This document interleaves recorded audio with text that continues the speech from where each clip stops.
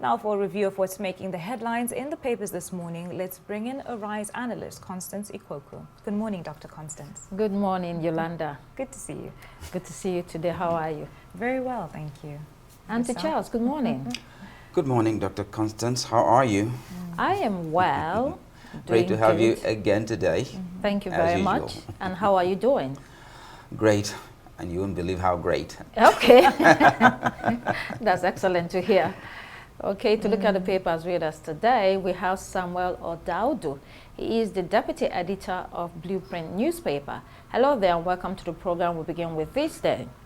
There, the presidency is taking steps that indicates it's serious about the $1 trillion economy target by 2030, which requires growth.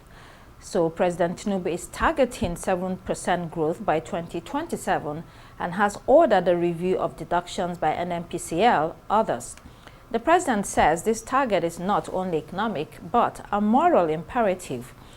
Let's pull up the Punch newspaper to see how that same story is reported there. And the Punch here says, Tinubu orders FIRS Customs to review revenue deductions. This is related to the revenue retention practice by major government-generating agencies. This instruction is aimed at improving spending and freeing up more resources. The agencies in question are Federal Inland Revenue Service, the Nigeria Customs Service, Nigerian Upstream Petroleum Regulatory Commission, Nigerian Maritime Administration and Safety Agency, and Nigerian National Petroleum Company Limited. In fact, NNPCL 30% management fee and 30% frontier exploration deductions has been singled out for reassessment. A lot more when you read that piece, either online or pick it up. This is needed, we're hearing, to clean out waste and pilfering. But it has to be done transparently and properly as well, as it could be transformational, Samuel. You are right. When you look at the details of that report, it shows very clearly the position of the Mr. President. Looking at the moral implications of what he talked about, you will know that there are far more issues than has been reported. Now, when you look at the whole revenue generation, already we are having deficit budget. The president is working very hard and is also tying this step towards taking steps in addressing some of the issues raised by the IMF report 4 in July last month. And when you look at that report, the IMF report, it praised the federal government reform, some of the initiatives, at least some of the steps that the NNPC has taken in terms of restoration of monthly account to see let's a measure of transparency in the operations and even the fiscal policies by the monetary policies by the CBN. But then there are also knocks in terms of poor infrastructure, also the high cost of living in the country. It's also talking about so many people that are living outside of the social net. And it also made prescriptions. Look, the subsidy removal, great step, but it is important that you remove the money from the NNPC into the Federal Treasury so that you can have realistic budget estimates. So when all these things are put together, it makes sense where the president is driving to. And looking at the deductions, really, it speaks volumes. I think that there is need for greater transparency in the deductions, what they do with this money. And I think that is where the president mentioned the morality aspect of it. It is very, very important. If the economy must go beyond this level, these are very key things. They should go deeper than this. Definitely. There's a lot of waste and stealing that goes on through those agencies' practices. Let's take a second story from this day newspaper. U.S. approves sale of 532 billion naira munitions, bombs, rockets to Nigeria. This is against the background of one of the, if not the most pressing challenge that Nigeria faces today, insecurity. Farmer-herder conflict, Boko Haram, Islamic State West Africa province, militancy, secession, hostilities, etc. Nigeria has bought military hardware in the past to address these problems and also adopted other approaches with some successes. In spite of this, insecurity remains a deep-seated provocation. The U.S. arms sales will include technical, engineering, and logistics support, and the U.S. government says the sales align with its goal to support a strategic partner in Africa south of the Sahara in national security. Well, while Nigeria does need weapons to fight insecurity, a deal such as this also potentially gives the U.S. government leverage to influence governance in Nigeria and regional stability policies. So there are gains and risks here, Samuel. Sure. It's very interesting to see this type of deal come off. For instance, recently we have been having a lot of challenges with the Donald Trump administration, diplomatic rules over visa-related issues, tax and tariffs, and so on. Those issues are yet to be resolved. And now we are having this positive news that the U.S. is now selling arms to Nigeria in order to confront issues of insecurity. Definitely, the need to confront the issues of insecurity is very germane, and the need to continue to improve our logistics, our equipment, modern equipment, and so on, because the terrorists, the bandits, the criminals, they are not relenting, they are also upgrading. So this is a good development. And then another aspect of it is that in Nigeria, we have a lot of proliferation of arms, so much in the country. And for us to be able to be well armed in order to confront those, the non-state actors who are in possession of these arms, we also need to have this leverage, actually. But I think at the long run, we need to see a positive result having acquired this kind of new hardware. Yeah, definitely. All right, moving on to Daily Sun this morning. FGOK 7-year ban on new federal tertiary institutions. This covers universities, polytechnics, and colleges of education. The reason offered is that Nigeria is no longer struggling with access to tertiary education, but duplication of institutions leading to deterioration in manpower and infrastructure. Nigeria currently has 72 federal universities, 108 state universities, 159 private universities, and many polytechnics and colleges of education, including those for nursing, agriculture, health sciences, innovation, etc. What you will find more revealing about this data provided is that it says between the 2024 to 2026 academic sessions, 199 universities had fewer than 99 applicants. 34 universities had 0 applicants. There's also 259 polytechnics had fewer than 99 candidates. 219 colleges of education had 64 of them receiving no applicants at all. So it says federal universities, we don't need to create more. But when you look at what has happened over the past, so for instance, during the President Muhammadu Buhari administration, many universities were created. We had the Army University Biu, Borno State, Air Force Institute of Technology, Kaduna. There was the Federal University of Transportation, Dara, Katsina, Federal University of Agriculture, Kebbi State, Federal University of Technology, Babura, Jigawa State, Federal University of Health Sciences, Azare, Bauchi State, and a lot of others that happened. So that's the beauty of research and data. Now that we know what we're dealing with, where do we go from here?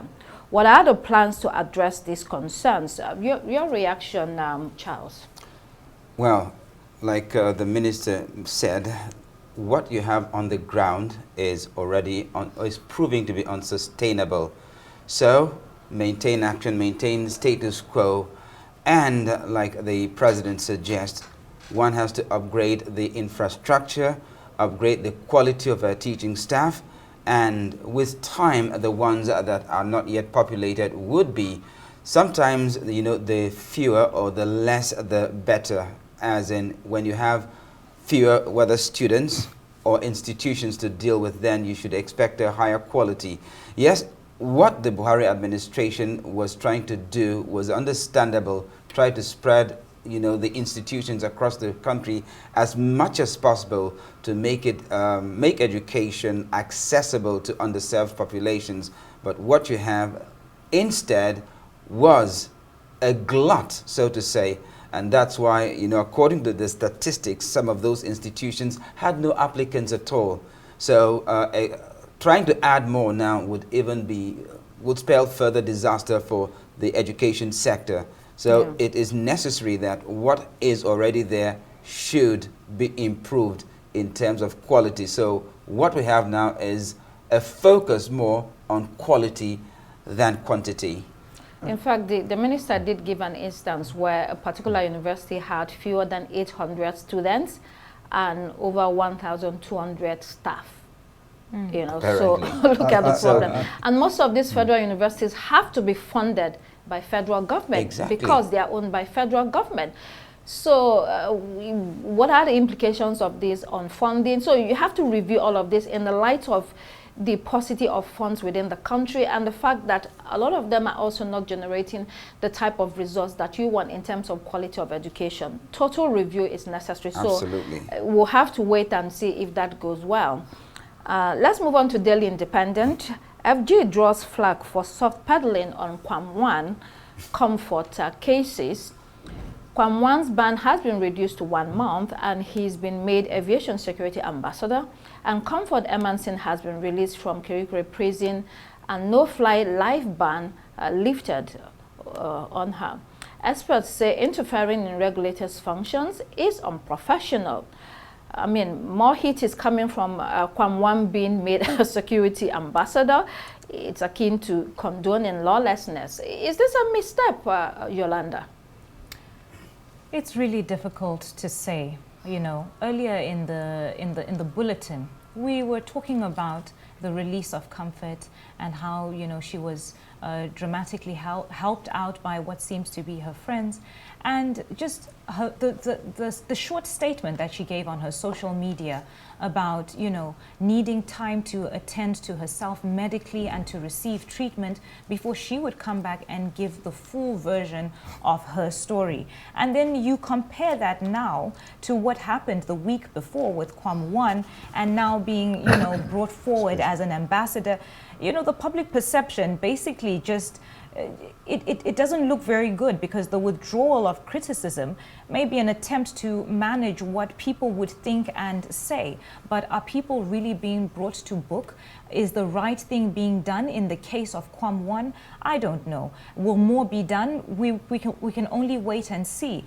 But for now, you know, let the legal precedents take over. Let the law just bring about the right answer that we need. Because this lady was sent to prison for 2 days. She was there for 2 days, and then Kwam1, nothing, a slap on the wrist, and then now an ambassador.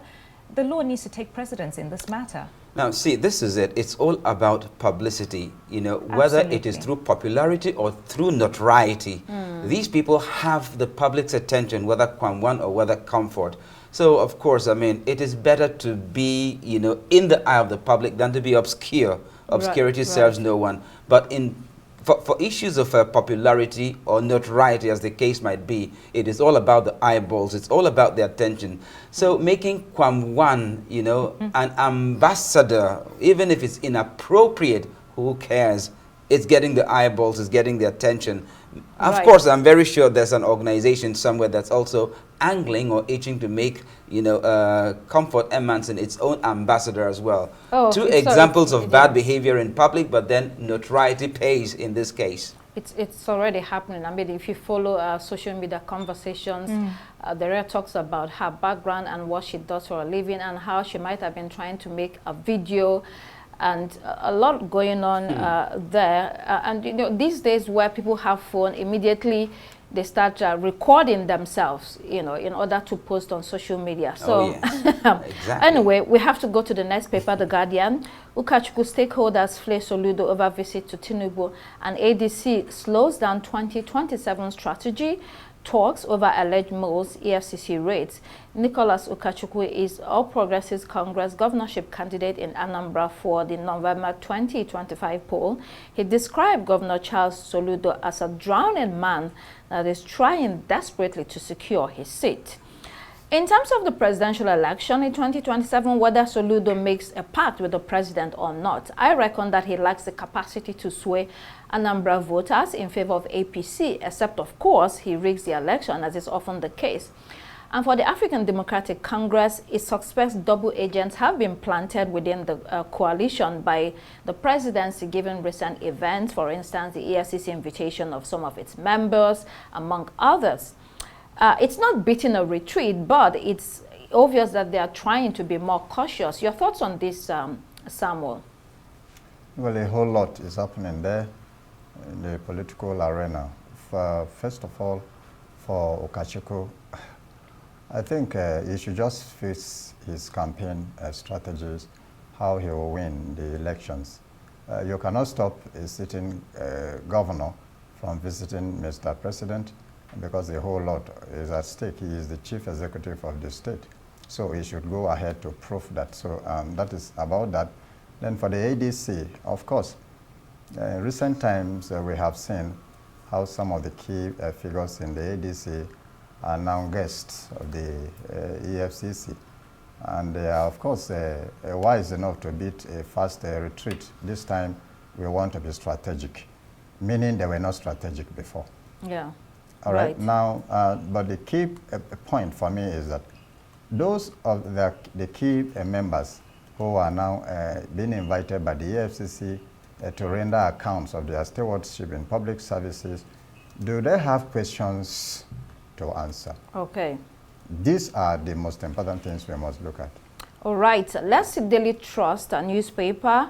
Tinubu on third visit to Brazil in 9 months. Remember that he visited the country last year, November, for the G20 summit, and also sometime this year for the BRICS summit as well. Then we can also pull up the Vanguard newspaper. There in the Vanguard, it has a Kwam1 story as well. At the bottom, invasion Obasanjo Library to sue EFCC demands 3.5 billion naira compensation. UK to deport foreign criminals immediately after sentencing. You know, they're having the crisis with immigration. Let's move on to the Leadership newspaper. Here in the Leadership, reactions as Tinubu orders review of revenue retention by NNPCL. Others, peace sustained in Niger Delta by armed forces helped us meet revenue target according to FIRS. Then finally, New Telegraph this morning for the local papers, 2027 PDP demands absolute loyalty from Wike Autumn Fayoshe.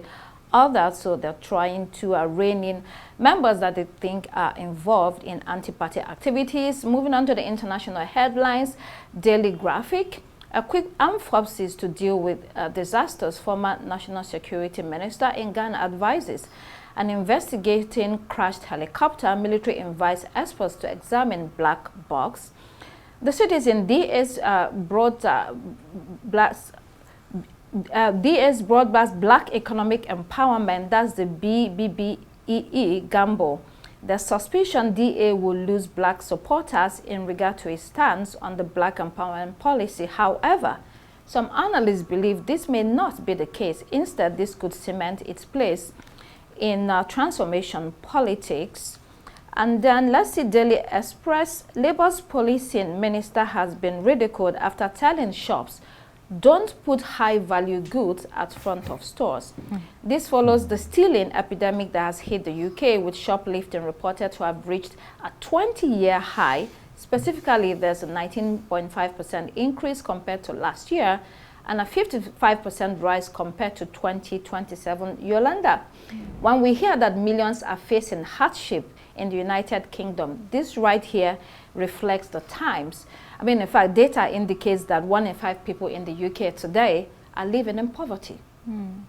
Dr. Constance, the problem with this report is so evident. You are having people resorting to petty theft. They are stealing from corner stores. A lot of people have complained about being robbed in London. They are walking the streets, you can't wear your valuable watches, even sweaters, even being robbed of your shoes. So now, being told that you need to take off the expensive things off the shelves and put the cheaper things in the front, it's not solving any problems. It really is worth ridicule, just as the story says, because instead of addressing the issue that the country is going through, you're now telling shop owners to be more wary. I think that's an obvious thing to say, but what really needs to be paid attention to is the problems that they're facing at the moment, which is high levels of crime that keep rising daily. Yeah, but also there's 14.4 million people living in poverty today in UK, and that's probably why we're seeing those crimes happening. Okay, 4.2 million of them are children, by the way. Quickly, the Guardian newspaper, Trump warns Putin faces severe consequences if no truce is agreed. We're unable to take that. We'll have to leave it there because we're out of time. Samuel Odaudu, who is the deputy editor of Blueprint newspaper, thank you for joining us this morning. And thank you, Dr. Constance, for leading the newspaper review today. That's all we have time for here on Daybreak. I'm Charles Eruka. It's goodbye from me. And I'm Yolanda Robert. Please do keep it here on Arise News. The morning show is next. Goodbye.